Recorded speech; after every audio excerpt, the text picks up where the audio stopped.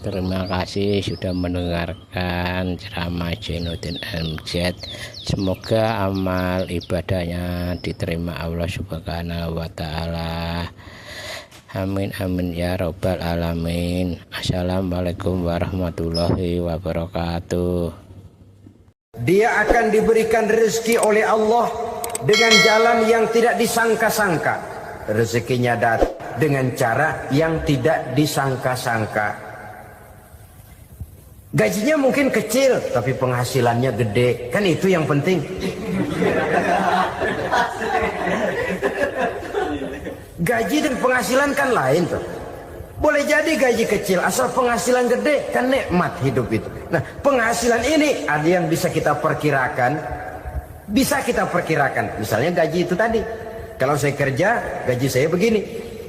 Ada rezeki yang masuk min haitsu la yahtasib. Tidak kita sangka-sangka, tidak kita duga-duga, tahu-tahu ada saja rezeki. Datang orang bawa persoalan yang mendatangkan hasil. Sebab rezeki, jodoh, maut memang seperti bayangan. Kita uber-uber dia lari, kita diem dia diem. Kan gemes ini tuh. Bayang-bayang itu begitu. Kita kejar, dia lari. Rezeki juga begitu. Kita diam, dia diam. Setengah mati yang namanya rezeki kita cari, kita uber. Ngobek sampai ratusan bohong kita kerjain. Tapi memang belum waktunya, ya sulit untuk tembus. Tapi kadang-kadang giliran kita nongkrong di rumah, datang orang bawain rezeki. Itulah yang namanya rezeki. Tapi ini untuk orang yang bertakwa. Kalau tidak punya kredibilitas takwa, jangan lalu pakai ayat ini. Diberikan Allah dengan rezeki dengan jalan yang tidak disangka. Kan ada ayatnya dah, kita mah manteng aja di rumah dah. Ntar juga tuh rezeki datang. Ini fasilitas yang diberikan kepada orang yang wa may yattaqillah, bertakwa kepada Allah, yarzuqhu min haitsu la yahtasib, diberikan rezeki dengan cara yang tidak disangka-sangkanya. Maka kadar ketakwaan jangan membuat kita buruk sangka. Tuh orang ya nggak kemana-mana, duitnya ada aja. Kalau dia takwa, Allah berikan jalan keluar. Yang lantas ngelihat kiai orangnya ahli ibadah, ilmunya tinggi, akhlaknya luar biasa, takwanya tinggi, rezekinya lancar, lalu husnuzon nih kiai nggak kemana-mana, duitnya banyak, miara tuyul kali ini. Itu termasuk jaminan Allah yang masuk kategori min haitsu la yahtasib. Yang ketiga, yaj'al lahu min amrihi yusra, dimudahkan segala urusannya. Dimudahkan segala urusannya. Kemudian yang keempat, yukaffir anhu sayyiatihi wa yu'azzim lahu ajra, diampuni segala kesalahannya dan dibesarkan pahala kebaikan yang dikerjakannya. Al-Quranul Karim memberikan tuntunan dan ajaran kepada kita bahwa orang-orang yang memperoleh kemenangan itu tidak lain adalah orang-orang yang bertakwa. Hanyalah mereka yang bertakwa kepada Allah Subhanahu wa Ta'ala pada akhirnya akan tampil sebagai pemenang. Lalu siapa orang yang bertakwa itu? Dijelaskan dalam awal-awal Al-Baqarah. Orang yang bertakwa yang akan meraih kemenangan, pertama, allazina yu'minuna bil ghaib, yaitu orang-orang yang beriman kepada yang gaib. Percaya bahwa ada alam yang gaib, alam yang abstrak, alam yang tidak bisa dijangkau oleh salah satu daripada panca indera kita. Mereka percaya dan beriman kepada adanya malaikat, beriman kepada adanya iblis dan jin, beriman kepada adanya alam kubur, beriman kepada adanya alam mahsyar, beriman kepada adanya alam akhirat, beriman kepada adanya sorga dan neraka. Beriman bukan cuma sekedar beriman dalam ucapan bibir saja, tetapi beriman yang nilai iman itu mampu mewarnai gerak dan gaya hidupnya. Iman yang meresap sampai ke tulang sumsum, kemudian memberikan dampak positif di dalam kehidupan manusia. Alam kita tahu adalah sesuatu yang selain Allah, dan Allah bukanlah alam. Apapun namanya selain daripada Allah itu adalah alam. Alam pada hakikatnya terbagi menjadi dua. Ada alam syahadah, alam nyata, alam konkret, alam yang bisa dijangkau oleh salah satu indera kita. Kemudian ada alam ghaib, alam yang tidak bisa dijangkau oleh panca indera kita, alam metafisika, alam abstrak, alam yang wajib kita imani keberadaannya. Kita percaya bahwa malaikat itu ada. Kita percaya kepada jin, bahwa jin itu ada. Kita percaya kepada adanya iblis dan setan. Bukan percaya kepada iblis dan setannya, percaya bahwa iblis dan setan itu ada. Itu termasuk salah satu daripada sifat orang yang bertakwa kepada Allah. Saudara-saudara kaum muslimin rahimakumullah, kecenderungan pembangunan yang lebih bersifat materialistis biasanya menggeser aspek kehidupan rohani. Orang berpikir empiri, dan dalam pola pikir yang demikian maka alam gaib tidak lagi mendapat perhatian. Aspek kehidupan yang bersifat rohaniah malah mulai ditinggalkan. Akibatnya terjadilah kepincangan di dalam kehidupan kita. Pernah ada satu pengalaman pribadi. Dalam perjalanan kembali ke tanah air, dalam pesawat di sebelah kanan saya duduklah seorang Jerman namanya Heiner Simonsen. Iseng saya ajak kenalan, saya ajak ngobrol, saya tanya dia. Saya bilang, Mas Heiner ini, kalau pesawat yang kita tumpangi ini jatuh ke bawah, kira-kira apa yang bakal terjadi, Mas? Dia bilang, kita semua akan mati. Begitu? Iya. Oke. Apa itu mati? Tanya saya. Dia bilang, untuk tahu apa itu mati, kita harus tahu lebih dahulu apa itu hidup. Saya pikir nih bule bisa ngomong juga. Baiklah, kata saya. Apa hidup menurut Anda itu?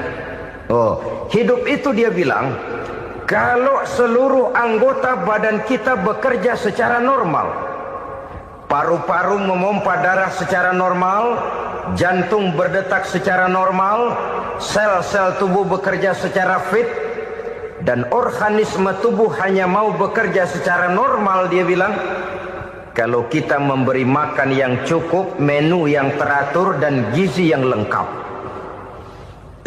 Saya bilang, kesimpulannya apa, Ner? Dia jawab, hidup adalah dari tangan ke mulut. Life is from the hand to the mouth, kata dia. Hidup adalah dari tangan ke mulut. Jadi masalah hidup tidak lebih daripada masalah isi perut. Orang pergi pagi, pulang sore, peras keringat, banting tulang, perut yang dibelain. Saya bilang, you are wrong. Sampean salah, Ner. Kamu orang Islam bukan? Bukan. Pantes. Kenapa saya salah? Dia bilang, ya jelas salah. Salahnya di mana? Kamu ini manusia. Kalau hidup cuma dari tangan ke mulut, saya bilang, kambing di kampung saya juga begitu pikirannya, Ner. Itu kambing di kampung saya, asal perutnya kenyang, sudah hidup dia. Perkara besok bagaimana, lusa prospeknya macam mana, bulan depan ada apa, kambing nggak pernah mikir. Di kampung saya kambing juga pikirannya begitu. Kamu Kristen ya? Tadinya. Loh kok tadinya, lalu apa sekarang kamu ini? Dia bilang, sekarang saya netral. Saya tidak beragama, tapi saya percaya kepada Tuhan sebagai pencipta alam. Saya ingat benar dia bilang, I haven't any religious, but I believe to God as the creator of the world. Kenapa bisa netral begitu, Ner? Habis saya bingung katanya. Islam bilang Islam baik, Kristen bilang Kristen baik, Hindu Buddha bilang Hindu Buddha baik, semua agama baik. Saya netral sekalian, nggak beragama. Yang penting saya percaya kepada Tuhan. Saya bilang, Ner, kamu ini kayak orang mau beli celana, lalu bingung. Yang satu bilang Levi's bagus, yang satu bilang Blue Jean hebat, yang satu bilang Wool England hebat. Celana ini hebat, celana itu bagus, celana ini hebat. Semua celana bagus, kamu bingung. Akhirnya netral, tidak pakai celana. Itu juga salah. Saya pikir-pikir, kemudian saya melihat bahwa dua pola berpikir Henner ini nampaknya sudah mulai menggejala di lingkungan masyarakat bangsa kita. Disadari atau tidak, secara jujur kita harus berkata, dua pola pemikiran Henner ini mulai berkembang di tengah masyarakat bangsa kita. Pertama, pola pikir materialisme. Hidup adalah dari tangan ke mulut. Masalah hidup tidak lebih masalah isi perut. Itu yang perlu dibela, dan disitulah arti kehidupan. Pergi pagi, pulang sore, peras keringat, banting tulang untuk mempertahankan perut. Kalau sudah kemari cara orang berpikir, maka buat apa percaya kepada yang gaib? Untuk apa sholat? Untuk apa puasa? Untuk apa zakat? Untuk apa menghadiri majelis taklim? Tanpa kepercayaan kepada yang gaib, hidup berjalan menurut alur empiris dan materialis. Kalau sudah ke sana cara orang berpikir, biasanya orang lalu cenderung menghalalkan segala cara. Hanyalah orang yang percaya bahwa akhirat ada. Hanyalah orang yang percaya bahwa alam kubur itu ada. Hanyalah orang yang percaya bahwa malaikat itu ada. Hidupnya akan lebih terarah dan terkendali. Karena kepercayaan kepada yang gaib, yang merupakan fase daripada kehidupan setelah hidup yang sekarang ini, mewarnai gerak pribadi seseorang di dalam dia melakukan kegiatan hidupnya. Pola berpikir materialisme, disadari atau tidak, mulai menggejala di lingkungan masyarakat bangsa kita. Hidup tidak lebih dari urusan tangan ke mulut, mulut ke tangan, tangan ke mulut. Asal perut sudah kenyang, hiduplah sudah. Perkara bagaimana prospek hari yang akan datang, bagaimana akhirat, tidak jadi persoalan. Ini yang oleh Nabi diperingatkan, ad-dunya sijnul mu'min wa jannatul kafir. Dunia adalah penjara bagi orang beriman dan surga bagi orang kafir. Dulu di zaman Belanda hadis ini pernah disalah tafsirkan, disalah artikan, digunakan sebagai senjata untuk mengkebiri dan membuat impoten umat Islam. Sudahlah, umat Islam gak usah macam-macam, kata Belanda. Dunia ini kan penjara buat orang Islam, surga buat orang kafir. Di penjara jangan bertingkah.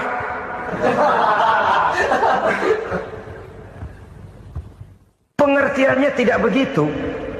Dunia adalah penjara bagi orang mukmin. Artinya dalam kehidupan dunia seorang mukmin tidak bebas memperturutkan hawa nafsunya.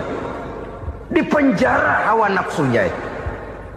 Sebaliknya, surga bagi orang-orang kafir. Buat orang kafir, surgalah dunia ini. Mereka bebas memperturutkan hawa nafsunya. Dilarang tidak terlarang, dicegah pun tidak tercegah. Mereka hidup menurut alur bisikan nafsu mereka sendiri.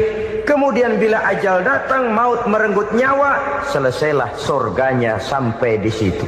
Maka bagi orang-orang yang tidak percaya kepada adanya akhirat, kepada adanya alam gaib, surganya sebatas umurnya. Sekali lagi, surganya sebatas umurnya. Bila umur selesai, ajal pun datang merenggut nyawa, selesailah sudah surganya sampai di situ. Alangkah pendeknya perjalanan orang-orang yang tidak percaya kepada alam gaib ini. Bagi kita mukmin, jikalau kita mampu memenjarakan hawa nafsu, kita bisa bahagia di dunia ini. Dan Islam memang tidak menyuruh kita sengsara di dunia. Raih dunia, kejar dunia, gapai dunia sebagai alat untuk mencapai kebahagiaan di akhirat nanti. Hidup adalah satu perjalanan panjang yang terbentang sejak kita terlahir dari alam rahim sampai kepada alam akhirat nanti. Andai kata kita gagal meraih kebahagiaan di dunia, toh kita masih punya akhirat. Tapi jangan jadi dalil yang melemahkan semangat. Biarin dah kita di dunia kebelangsak, yang penting akhirat. Akhirnya dunia benar-benar kebelangsak. Bagaimana dunia ini bisa kita raih? Dan bagaimana meraih dunia untuk menunjang kepentingan akhirat nanti? Yang kedua, dari pikiran Heiner yang saya lihat menggejala di lingkungan masyarakat bangsa kita, timbulnya manusia-manusia netral. Seolah-olah Tuhan yes, agama no. Sama Tuhan percaya, agama ogah. Tuhan ngangguk, giliran agama godeng. Padahal hampir dalam setiap ayat dalam Quran, kata-kata amanu biasanya bergandeng dengan wa amilus sholihat. Iman dan amal soleh. Ini sebagai isyarat Tuhan dan agama jangan pernah dipisah-pisah. Apabila kita bertuhan, maka kita harus beragama. Apabila kita beragama, maka agama itu harus bersumberkan dari Tuhan yang kita imani itu. Tidak mungkin kita pisah, Tuhan yes, agama no. Sama Tuhan percaya tapi agama bikin sendiri. Sembayangnya cukup bengong 2 jam madep ngulon.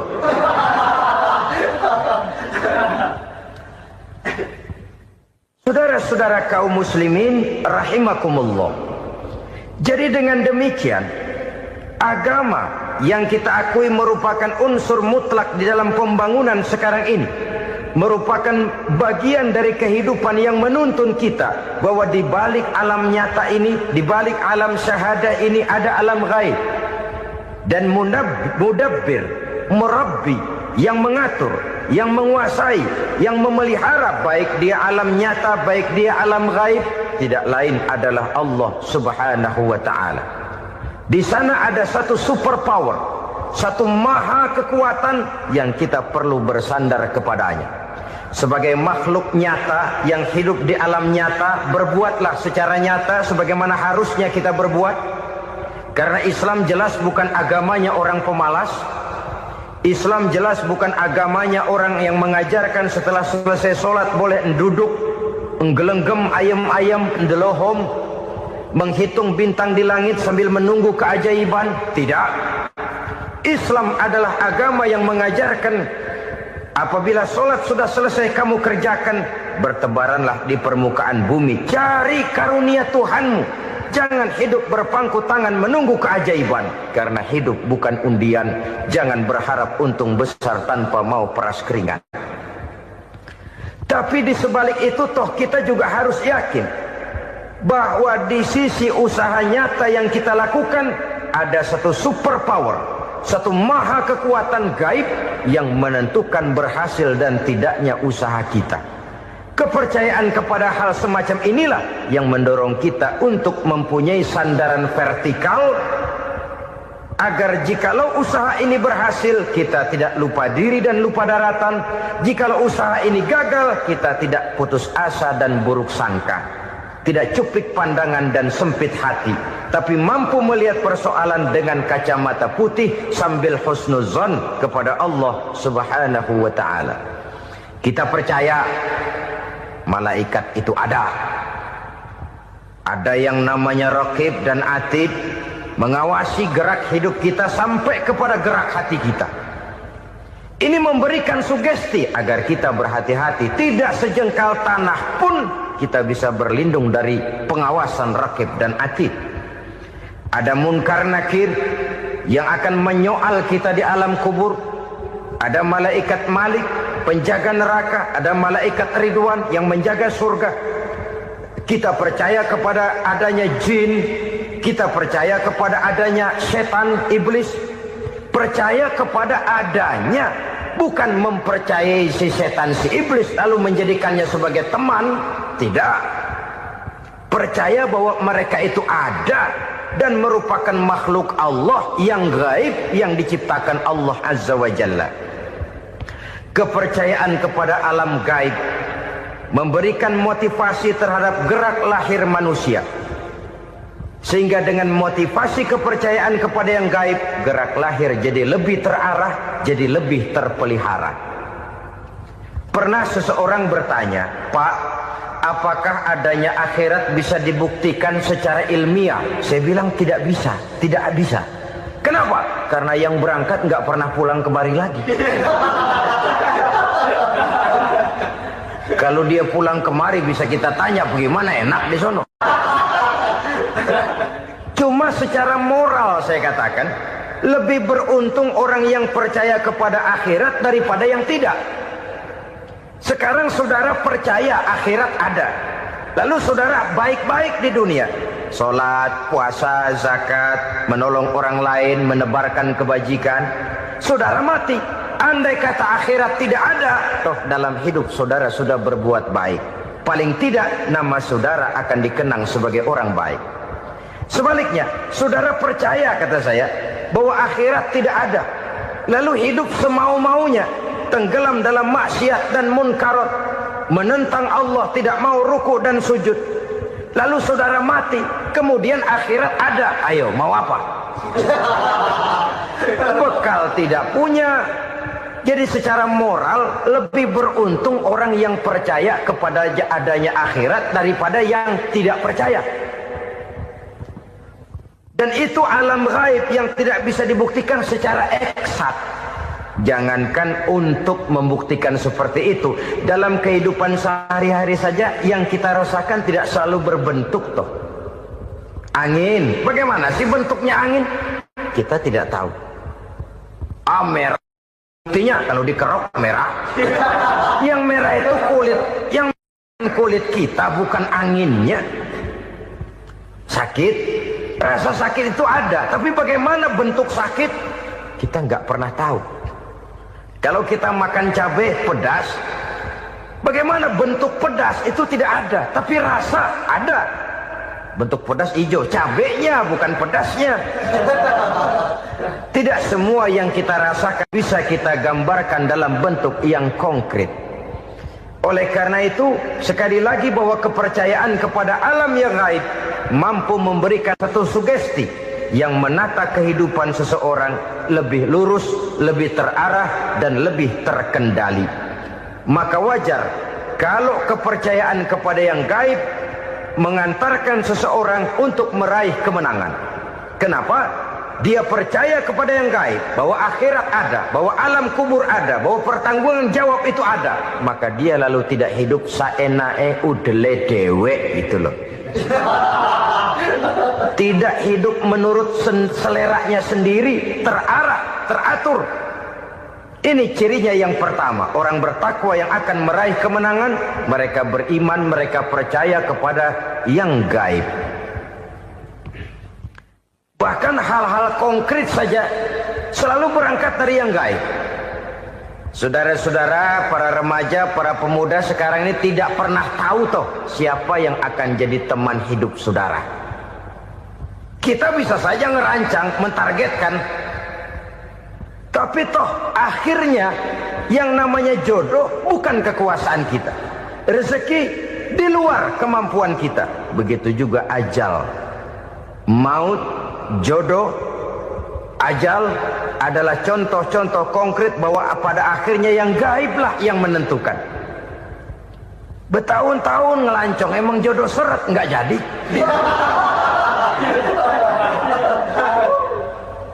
Begitu kenal baru setengah malam nginep ditangkap hansip kan. Hal-hal semacam itu kadang-kadang kita berpikir suuzon, gile, perempuannya cakep banget, lakinya rebek amat. Memang begitulah jodohnya. Memang begitulah jodohnya. Saudara hadirin ma'asyiral muslimin yang saya hormati, jadi hal-hal yang konkret saja kita yakini sepenuhnya ditentukan oleh satu superpower yang gaib itu tadi. Dari sanalah segala ketentuan itu berangkat dan kesanalah segalanya akan kembali. Maka kepercayaan kepada yang gaib meluruskan gerak hidup seseorang dan itu akan mengantarkan dia kepada meraih kemenangan. Satu. Yang kedua, wa yuqimuna shalah. Orang bertakwa yang akan meraih kemenangan itu adalah orang-orang yang mendirikan sholat. Kenapa solat mengantarkan orang untuk meraih kemenangan? Yang jelas, inna solata tanha anil fahsya'i wal munkar. Solat mampu mencegah manusia dari perbuatan keji dan munkar.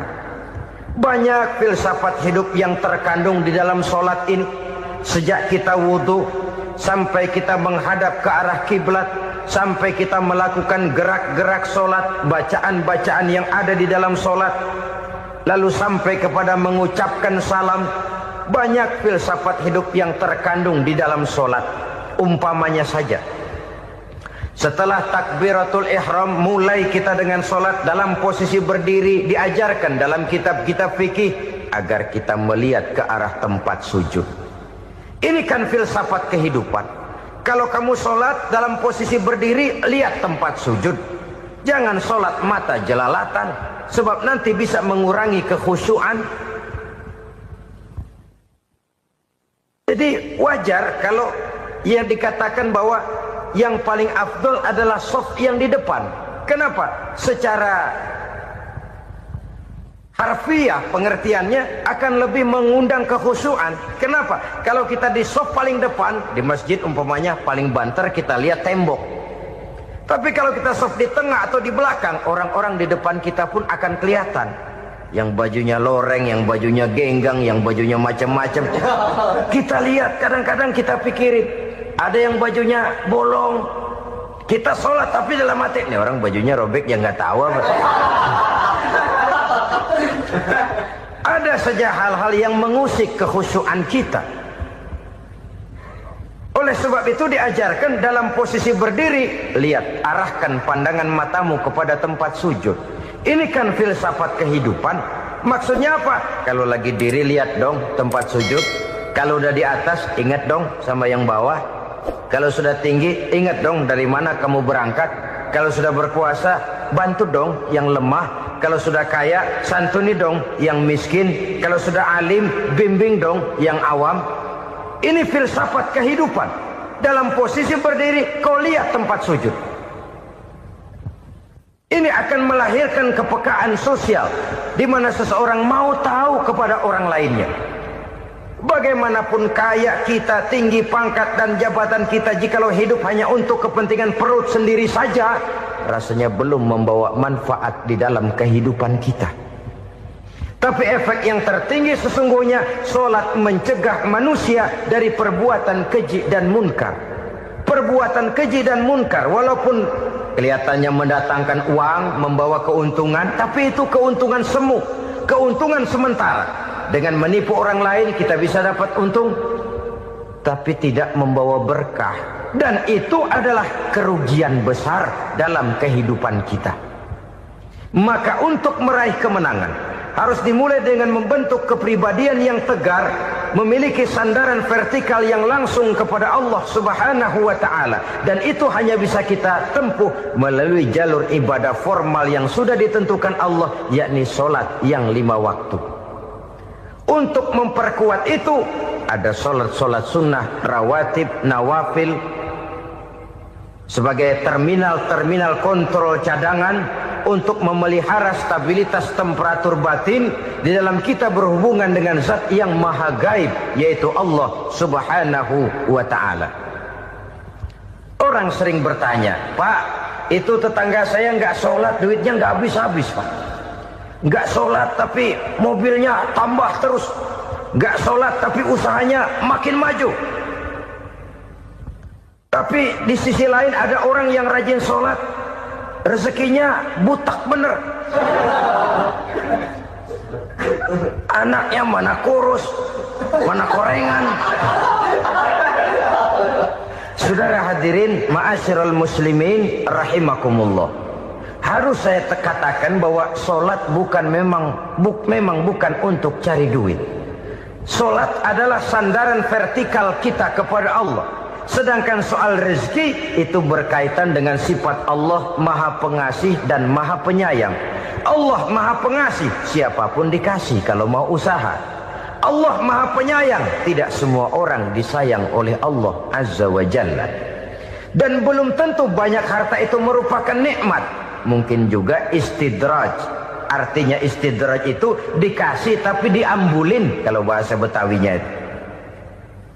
Dikasih tapi diambulin, itu bukan merupakan nikmat sesungguhnya, lebih merupakan azab dari Allah Subhanahu wa ta'ala.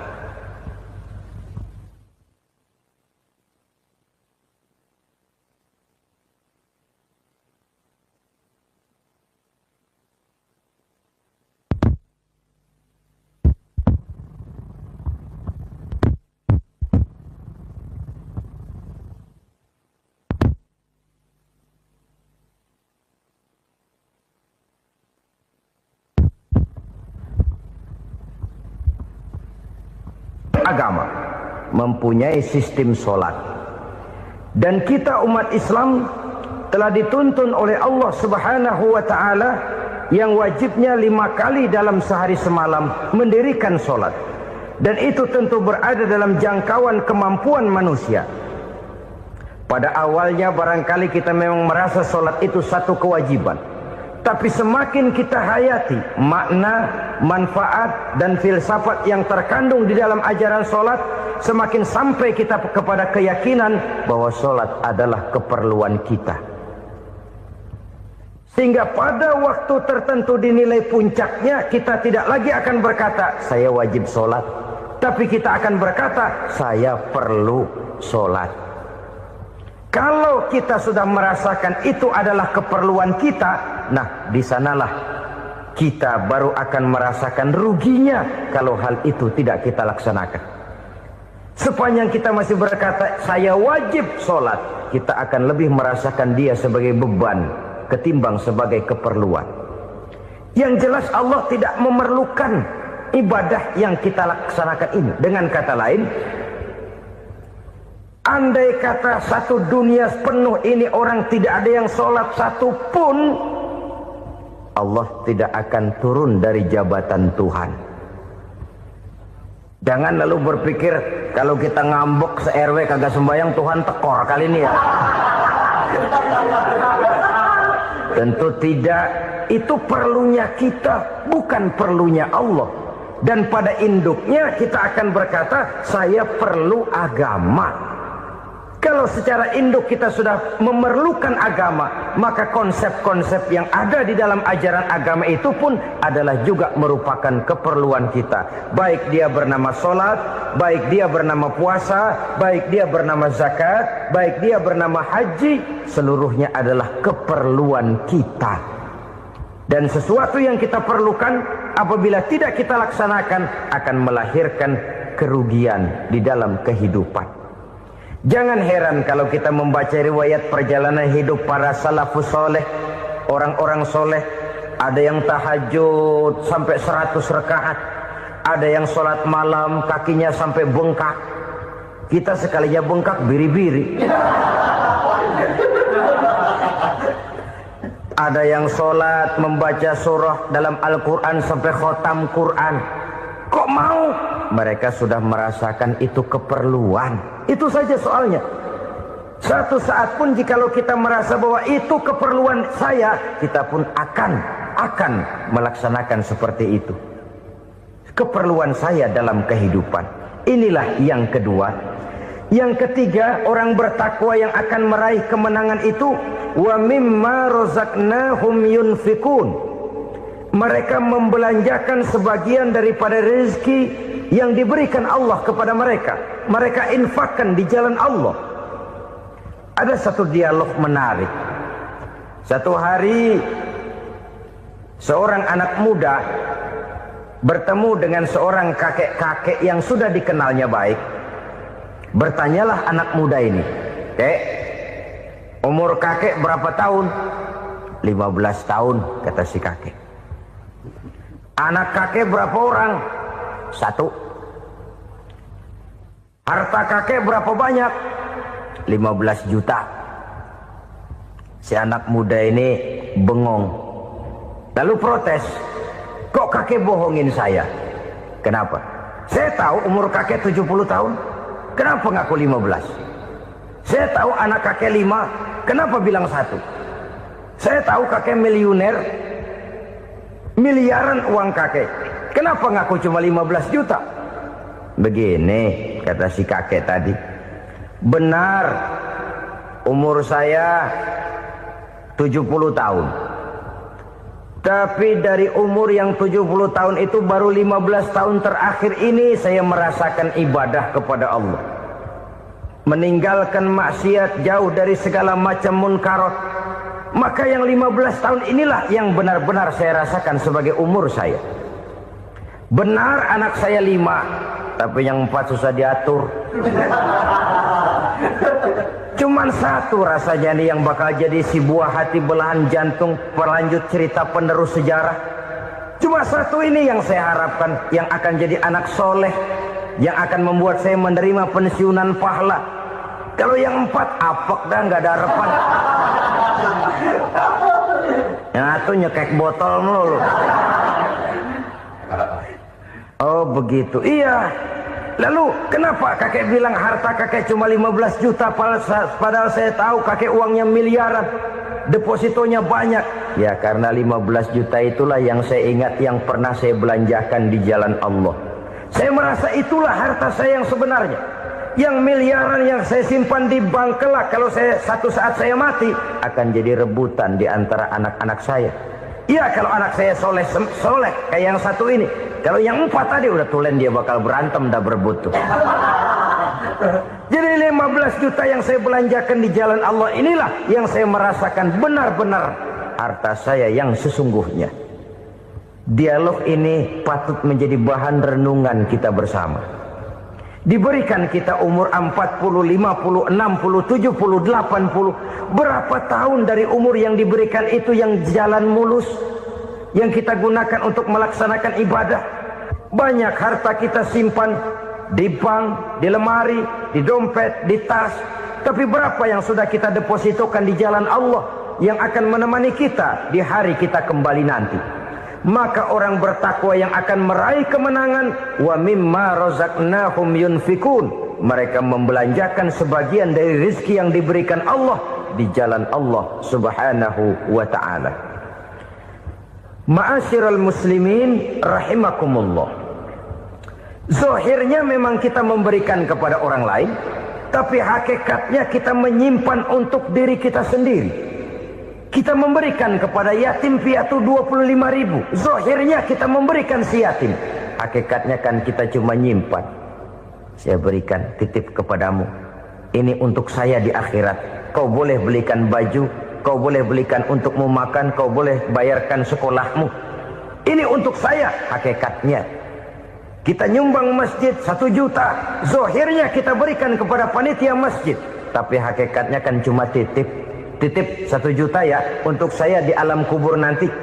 Silahkan kau boleh belikan semen, ini uang, belikan besi, belikan pasir. Saya cuma sekedar titip untuk kepentingan saya. Hakikatnya kita cuma sekedar menitip. Sebagaimanapun pada hakikatnya, apapun yang kita miliki dalam kehidupan kan cuma sekedar hak guna pakai, bukan hak milik mutlak. Harta kita, rumah kita, kendaraan kita, kebun kita, pabrik kita, hak guna pakai saja. Hak milik mutlak cuma untuk Allah Subhanahu wa ta'ala. Saudara-saudara kaum muslimin rahimakumullah. Ini yang ketiga. Kemudian yang keempat, orang-orang bertakwa yang akan meraih kemenangan, allazina yu'minuna bima unzila ilaika. Mereka yang beriman, mereka yang percaya kepada apa yang telah diturunkan kepadamu Muhammad, ay Al-Quran, yakni Al-Quranul Karim. Setelah percaya kepada yang gaib, mendirikan solat, kemudian menginfakkan sebagian dari rezeki yang diberikan Allah, mereka juga lalu percaya kepada yang diturunkan terhadap Nabi, yaitu tidak lain Al-Quranul Karim. Sekali lagi di sini, percaya bukan hanya sekedar percaya saja, tetapi percaya lalu menjadikan Al-Quran itu sebagai pedoman hidup. Sebab memang Al-Quran itu adalah GBHM, garis-garis besar haluan muslim. Apa yang harus kita lakukan, apa yang harus tidak kita lakukan, bagaimana mestinya kita bertingkah laku dan berbuat, seluruhnya tercantum di dalam Al-Quranul Karim. Itu sebabnya ketika satu hari Aisyah ditanya bagaimana akhlak Rasul, beliau menjawab, kana Rasulullah sallallahu alaihi wasallam khuluquhul Quran.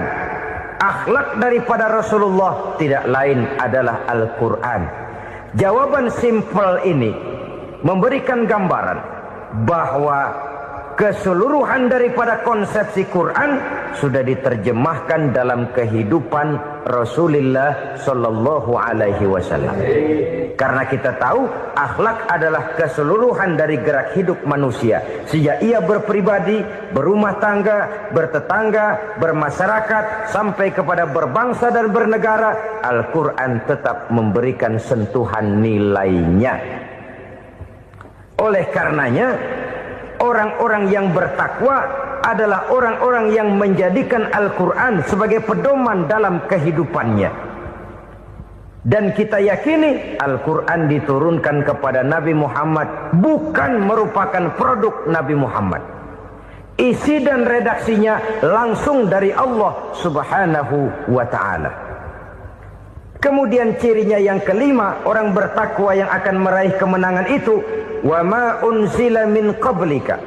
Tidak hanya sekedar percaya kepada yang diturunkan terhadap Nabi Muhammad yaitu Al-Quran, mereka juga percaya kepada apa yang pernah diturunkan kepada para nabi, kepada para rasul sebelum Nabi Muhammad.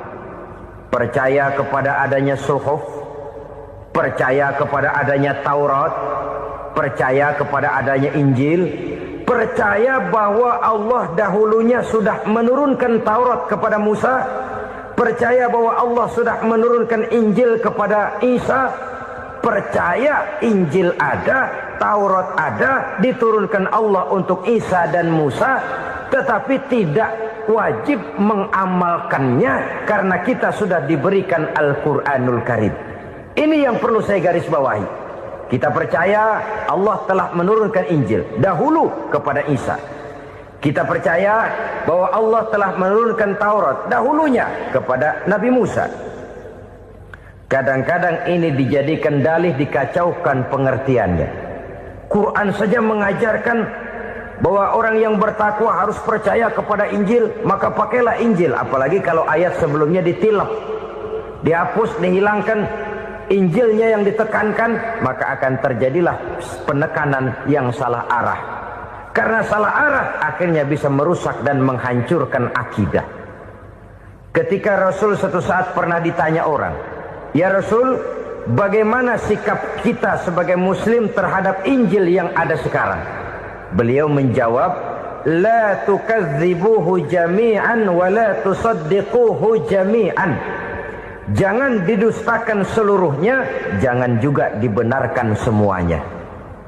Artinya, ini sudah merupakan gambaran dari Rasul bahwa dalam Injil yang ada sekarang masih ada ajaran-ajaran tauhid yang dibawa oleh Nabi Isa dan diajarkan kepada umatnya. Tapi juga dalam Injil yang sekarang ini sudah terkena intervensi dan investasi manusiawi. Karena itu Rasul menyimpulkan, la tukadzibuhu jami'an wa la tusaddiquhu jami'an. Jangan didustakan semua, jangan dibenarkan seluruhnya. Kita memang percaya Allah telah menurunkan Injil kepada Nabi Isa dulu, tapi kita tidak wajib mengamalkan Injil. Kita percaya Allah telah menurunkan Taurat kepada Nabi Musa, tapi kita tidak wajib mengamalkan kitab ajaran Taurat. Yang wajib kita percayai dan kita amalkan hanyalah Al-Quranul Karim. Kenapa? Oleh karena baik yang ada di dalam Taurat, baik yang ada di dalam Injil, tentu tercakup di dalam Al-Quran sebagai kitab terakhir yang diturunkan oleh Allah Subhanahu wa ta'ala. Dan itu wajar. Kalau seorang pejabat mau mengeluarkan satu keputusan baru, tentu dia harus meninjau keputusan-keputusan lama. Andai kata dianggap tidak berlaku, dianggap tidak relevan lagi, maka keputusan-keputusan lama itu tentu sudah dianggap tidak berlaku. Sebagian daripada aturan-aturan dalam keputusan lama yang masih dianggap relevan tercantum dalam keputusan baru yang wajib diamalkan. Begitulah hubungannya antara Al-Quran, Taurat, Zabur, dan Injil. 4 kitab samawi yang diturunkan Allah masing-masing kepada Zabur untuk Nabi Daud, Taurat untuk Nabi Musa, dan Injil untuk Nabi Isa alaihi wassalatu wassalam. Ketiga-tiga kitab itu kita percayai adanya. Kita yakini Allah telah menurunkan Zabur, Taurat, dan Injil. Tapi kita tidak wajib mengamalkannya. Yang wajib kita mengamalkannya sekarang ini tidak lain hanyalah Al-Quranul Karim saja. Karena ia mencakup apa yang ada di dalam Zabur, apa yang ada di dalam Taurat, dan apa yang ada di dalam Injil. Keotentikannya bisa dipertanggungjawabkan. Ya, tapi kan Nabi Muhammad sudah mati 14 abad yang lalu. Dan di zaman beliau Al-Quran kan belum dikodifikasikan, belum ditulis. Bagaimana keotentikannya bisa dipertanggungjawabkan? Mudah saja. Allah berjanji, inna nahnu nazzalna zikra wa inna lahu lahafizun. Kami yang menurunkan Al-Quran dan kami yang akan menjaga dan memeliharanya. Allah turunkan Quran, Allah menjaganya. Bagaimana cara Allah menjaga Al-Quran itu? Banyaknya orang-orang yang hafaz Al-Quran. Hafaz Al-Quran 30 juz, 114 surah, 6.666 ayat. Sehingga jangankan satu kata, jangankan satu ayat, satu kalimat saja berubah sudah akan timbul reaksi dan mudah dimengerti. Kenapa? Banyak orang-orang yang hafaz Al-Quran. Sedangkan pada setiap akhir tahun biasanya malaikat Jibril selalu mengadakan checking terhadap ayat-ayat yang diturunkan pada waktu itu. Di zaman Nabi sendiri sudah ada usaha kodifikasi. Dan yang lebih luar biasa lagi, sampai hari ini tidak seorang pun mampu membuat satu ayat saja semacam Al-Quran. Ke bahasa manapun dia diterjemahkan, naskah aslinya tetap ikut. Rujukan dasarnya tetap ada. Berdasarkan itu, maka tidak mungkin terjadi penyelewengan terhadap atau pemalsuan terhadap ayat-ayat Al-Quranul Karim. Kesuciannya, keotentikannya, kemurniannya bisa dipertanggungjawabkan. Ma'asyiral muslimin rahimakumullah. Oleh karenanya, konsepsi dasar daripada ajaran Islam ini memang tidak lain adalah Al-Quran dan Sunnah.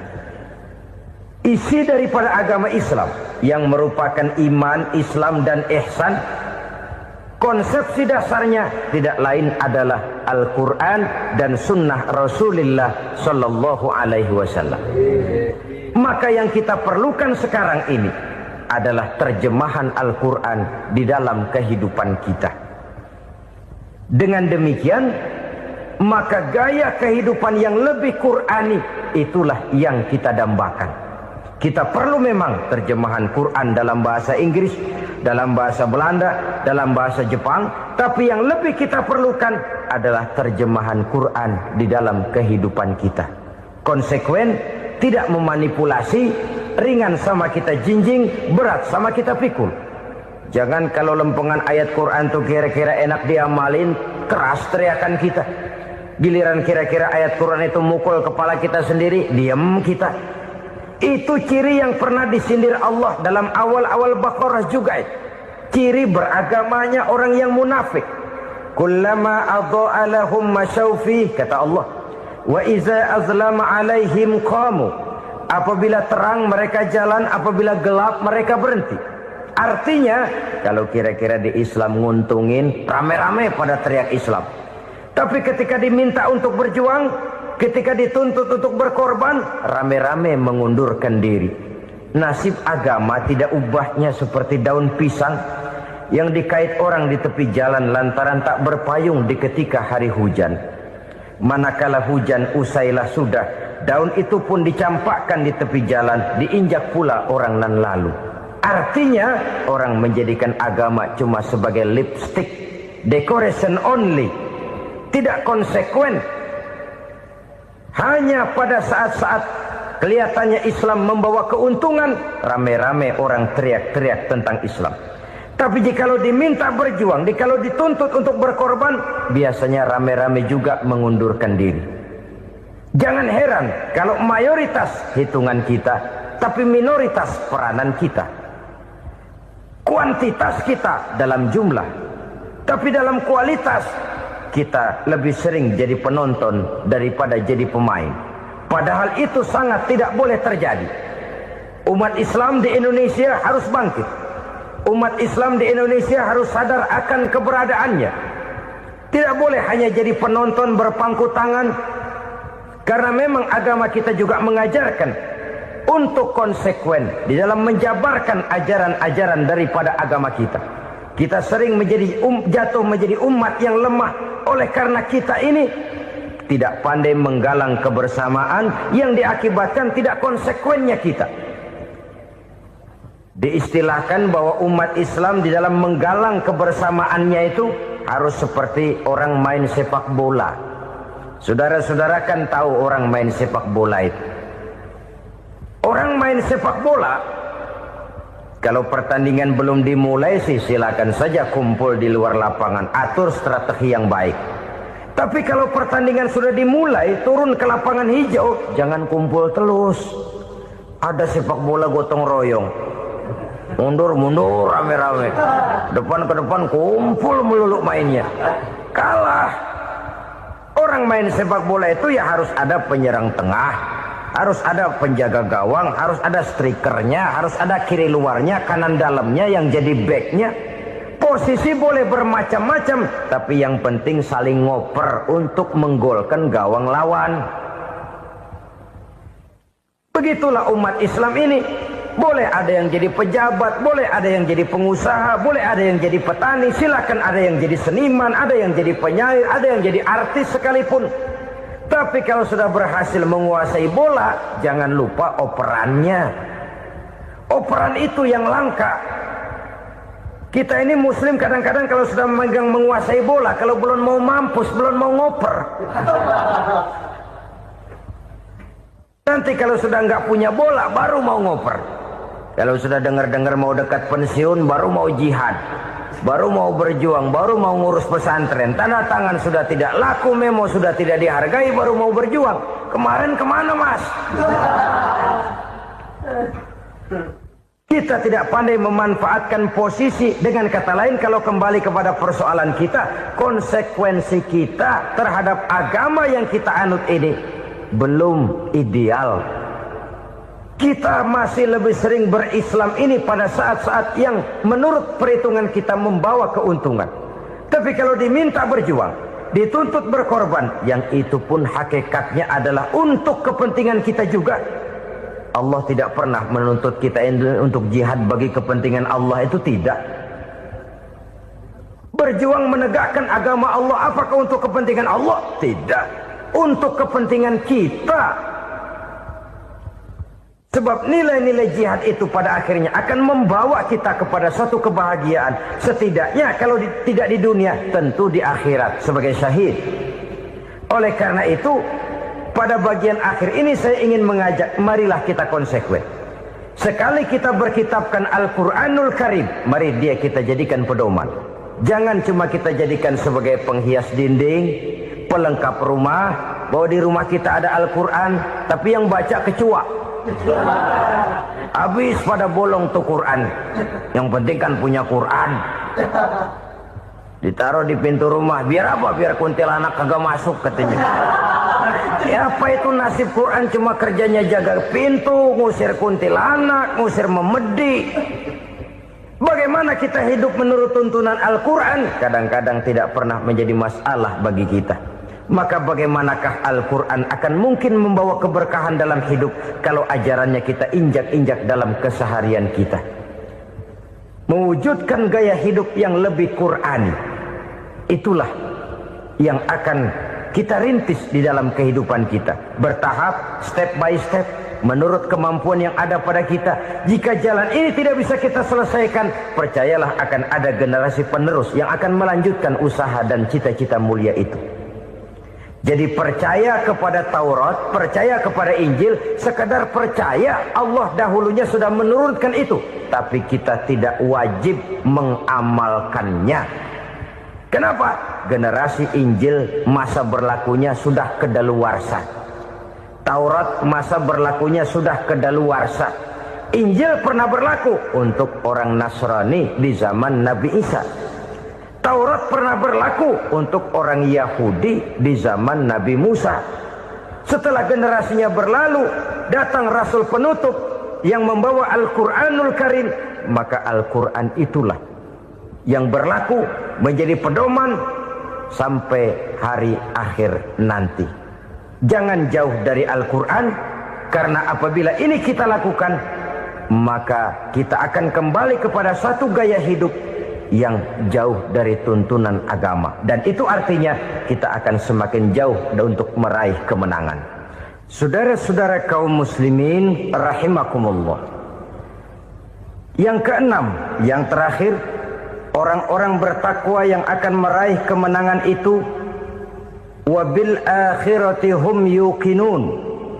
Mereka percaya, mereka yakin seyakin-yakinnya akan adanya hari akhir, di mana seseorang akan mempertanggungjawabkan seluruh perbuatannya di dalam hidup ini. Dan tidak ada satu perbuatan yang bagaimana kecilnya sekalipun yang tersembunyi dalam pandangan manusia yang tidak akan dibukakan persoalannya di mahkamah Qadi Rabbul Jalil di akhirat nanti. Itulah sebabnya maka percaya kepada akhirat disebut secara khusus. Padahal di awal tadi sudah dijelaskan yu'minuna bil ghaib, percaya kepada alam gaib, dan alam gaib ini termasuk akhirat. Kenapa pada bagian akhir disebut lagi akhirat? Karena ternyata bahwa kepercayaan kepada adanya akhirat merupakan induk dari kepercayaan terhadap adanya malaikat, setan, jin, dan lain sebagainya, dan akan lebih memberikan sugesti dalam kehidupan manusia untuk meluruskan gerak hidupnya. Jikalau satu saat tergerak hati akan berbuat kejahatan, ingin mencuri, sadarlah, awas ada akhirat. Sebab kalau kita cuma teriak awas ada polisi, itu cuma tertunda sementara, begitu polisi meleng, embat. Kalau kita ingin berbuat jahat cuma berteriak awas ada hansip, cuma sementara kehancuran itu ada. Tapi kalau ceritanya awas ada akhirat, mau menyeleweng awas ada akhirat, mau berjudi awas ada akhirat, mau mencuri awas ada akhirat. Keyakinan yang akan meluruskan gerak hidup manusia sehingga gerak itu jadi lebih terarah dan terkontrol, tidak merugikan baik diri sendiri, lebih-lebih orang lain. Ternyata bahwa kepercayaan kepadanya adanya hari akhirat sanggup menjadi sumber daya kontrol dari kehidupan manusia, sehingga ia tidak terjebak dalam perbuatan maksiat dan munkarat. Terima kasih sudah mendengarkan ceramah pengajian Jainuddin MZ. Semoga amal ibadahnya diterima Allah Subhanahu wa taala.